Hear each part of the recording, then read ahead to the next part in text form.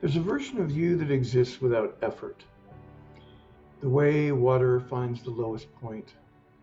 And you've touched this before, 30 seconds maybe.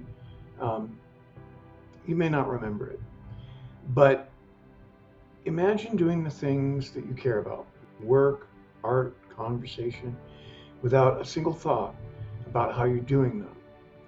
There's no grading, there's no performing, you're just doing things. And this is an ancient, documented, and repeatable uh, thing you can do. Um, it's called flow, and I'm sure you've heard of it.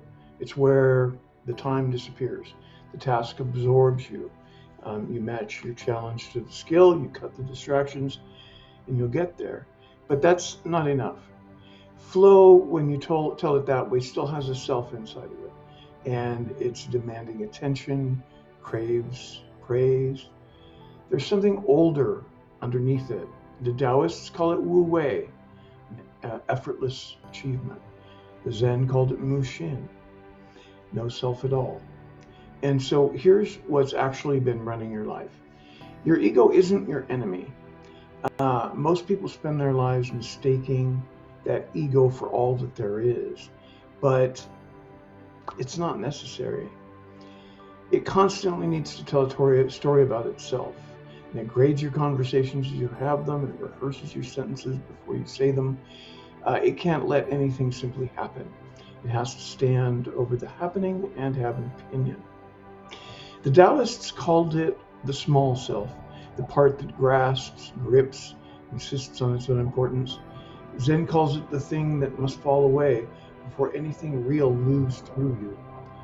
Jung saw something similar, the ego, necessary for getting through the day, but a poor master when it tries to run everything else too. So it isn't evil, it's just small, loud, and you mistake it for all of you since the first day that you wanted approval. Here's what almost no one tells you. Life without that ego isn't smaller, it's huge. Food becomes more than nutrition. Music moves through you instead of being judged by you. People stop becoming mirrors and become real people. You don't need to be impressive. You don't need to be correct. You don't need to be in control. What's underneath is real joy.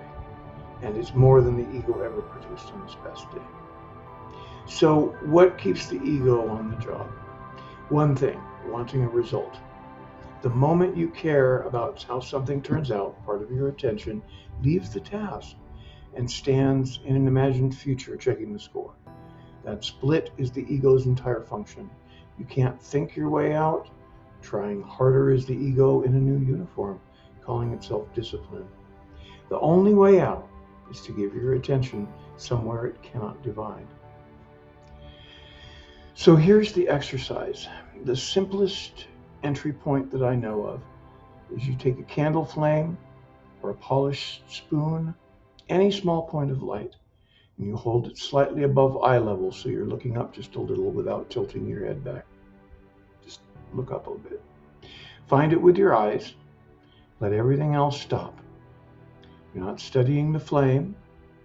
You're not naming the colors. You're not thinking about the wax or the wick.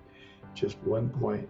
Let it fill your whole field of attention until there's no leftover room for anything else. And two things happen when you do this, and both are simple, both are physical. First, your conscious mind gets exactly one thing to hold on to. Nothing else competes for it. The mind that usually runs 4 conversations at once suddenly has only one job, and it's a small job. Look at the light. Second, your eyes get tired, genuinely physically tired, faster than you'd expect, especially looking slightly upward like this. That tiredness isn't a distraction from the exercise. It is the exercise. As your eyes grow heavy, your whole nervous system follows that down into something looser and quieter, and you need to stay with that. You'll feel that ego, the watcher, try a few of its tricks, checking to see if this is working, narrating its own boredom, wondering when to stop, and let those thoughts arrive and let them go. They're running on a kind of fuel this exercise doesn't supply. Without something to grab onto, they start to thin out on their own. Now, it might take 90 seconds, it might take 5 minutes, but you'll notice that something happens. There's a gap. There's a few seconds, maybe more, where there was light and you're seeing of it, and nothing standing between them. There was no one watching to watching. The gap is the whole destination. That's what they called Mushin, Wu Wei, whatever name you want to put on it. You just had it with a candle, with no training at all. So that egolessness, there's one more piece, the part that almost no one mentions. The old traditions called it Zan Shin, the remaining mind. It's not abandoning your attention the second a task ends. Most people are 3 thoughts into the next thing before the last one settles. So you don't do that. When you come out of that candle exercise, don't snap back. Carry that quiet into the next ordinary thing. Whether you walk to the car, something in the room, see how far it gets before the ego climbs back into the seat. That's the whole practice. It's not transcendence. It's less ego. It's more life. So you don't find flow. You stop being in the way of it.